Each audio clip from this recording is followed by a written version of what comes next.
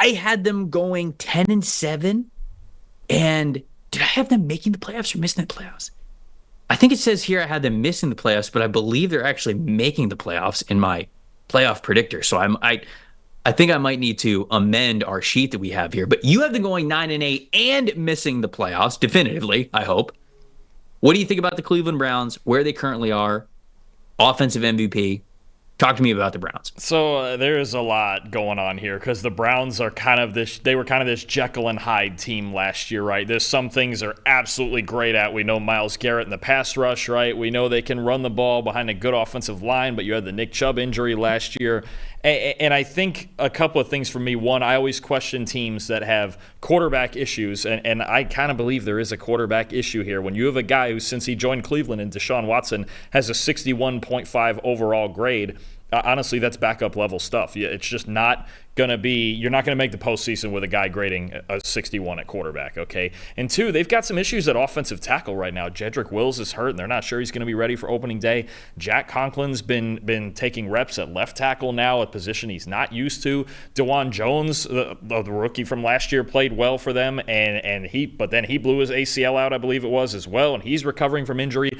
I have issues at quarterback. I have issues at running back with Nick Chubb's injury. I have issues at offensive tackle. And one of the weird things for me, Trevor, is they always talk about defense travels, right? And the Browns have a great defense, and defense is supposed to win you road games, right? But there's just massive splits in this team's performance, when they were playing in Cleveland versus when they were playing elsewhere. And their defense in Cleveland at home was the best defense in football, basically bar none. Honestly, it was just monstrous to go into that crowd, into the dog pound. Myles Garrett, a good secondary. They brought Juan Thornhill in there from the Chiefs, and Owusu Koromoa, linebacker, and Zadarius Smith off the edge. All these guys, but they go on the road and they played like a bottom 8 defense, and I believe gave up over 30 points a game. So I'm a little confused. I'm like, why is it that defense usually travels, and for them it doesn't travel on the road with them? So to me, there's some major issues with the core of the offense. I'm not even sure. I know they traded for Jerry Jeudy. I'm not sure they have enough receiving threats out there to help Watson, and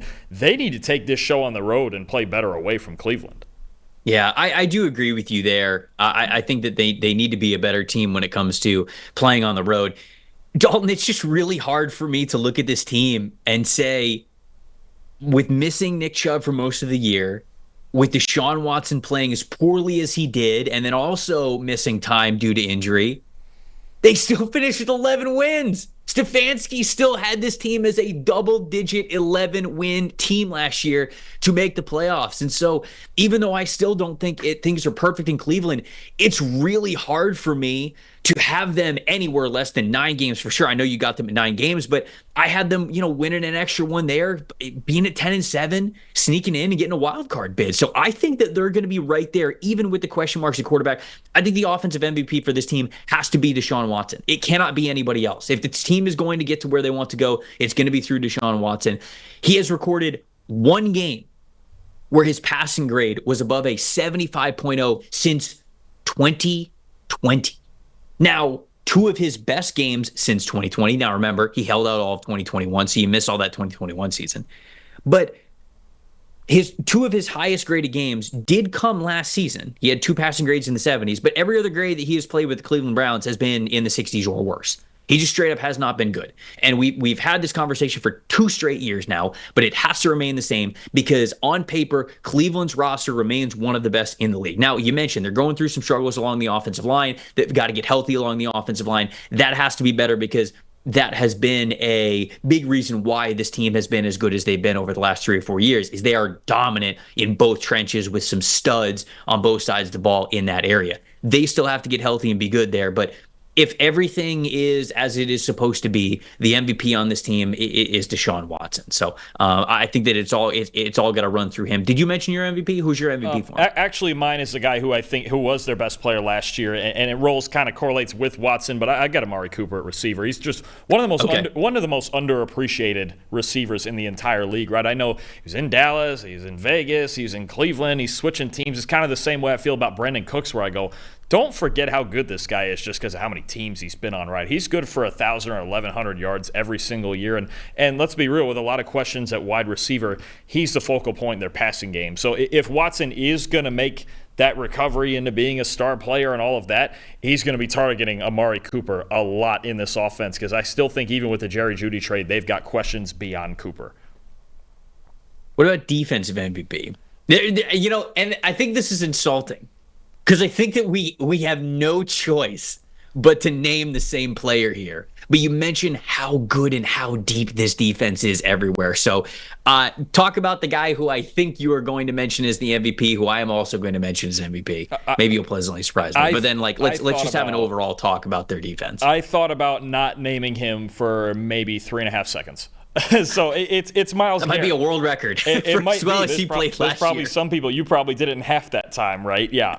It's Myles Garrett. I mean, he's going to the Hall of Fame one day. He's Defensive Player of the Year, best pass rusher in the league. And actually, what I went back and digging through PFF history, the best pass rush grade of any edge rusher in PFF history at 95.1. The only player with a better one is Aaron Donald. I mean, Myles Garrett is just in that category. Over 100 pressures last year, a pass rush win rate that just laps the field, honestly. And when people ask us, well, why do you guys think Myles Garrett's the best pass? It's those numbers in front of you right there. The pass rush win rate. I'm pretty sure the pass rush win rate, I don't think anyone's within like 4 or 5 points of that. He's just everything to this defense, honestly. And I know there's a lot of other talented defensive players. This guy makes it go. He's one of the freakiest freaks we have. He first overall pick out of Texas A&M for a reason. Lived up to every bit of that. Shoo-in, first ballot Hall of Famer when he gets there. I don't care if the Browns win a Super Bowl with him or not.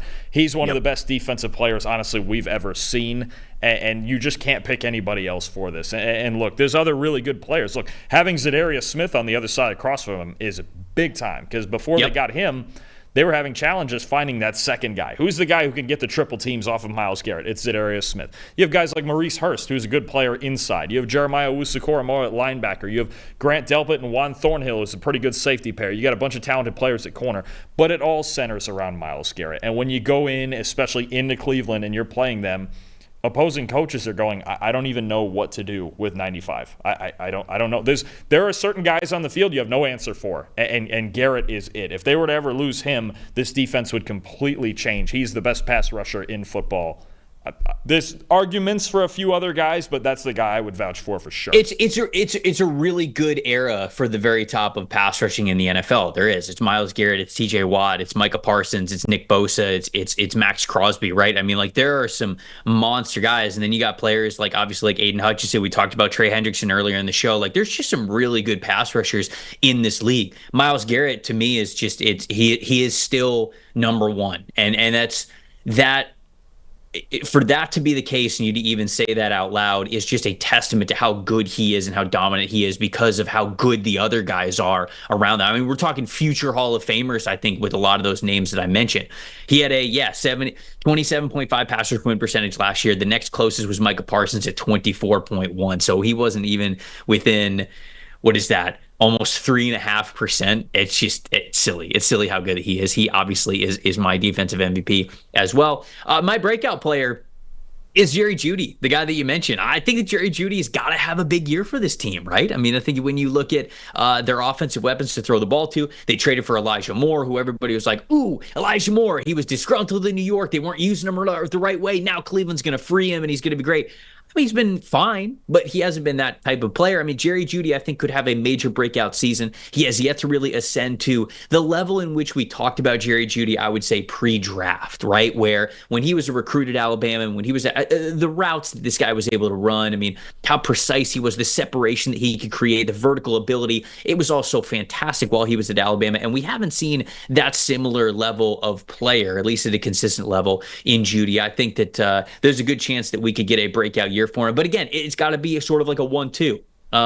You can't put the cart before the horse. Deshaun Watson's got to play well in order for Jerry Jeudy to really break out. So maybe if this actually ends up happening, my 10-win prediction for the Browns is actually a little bit too low. But I think that Jerry Jeudy could be in for a pretty big breakout season. I would also like to shout out Cedric Tillman, who I think could also be a nice little breakout candidate for them in the receiver room. But who is your breakout candidate? I'm going to go on the defensive side, and I think it's a guy who's had a couple of decent seasons already in Cleveland, but hasn't quite broken broken out. And I think, we mentioned Dax Hill and kind of positional thing before. Sometimes you got to find a fit for a certain guy. I'm looking at Greg Newsome out at corner. And last year it looked like they were kind of flip-flopping him between the outside and the slot, right?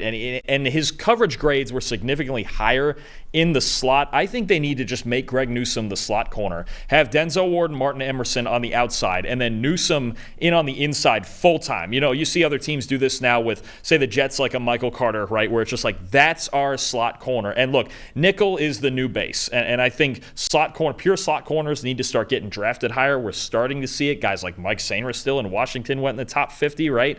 But I think Newsome, I think he would benefit from not jumping back and forth so much, right? Very few guys can do that. I think about Trent McDuffie jumps back and forth, but he's an elite player.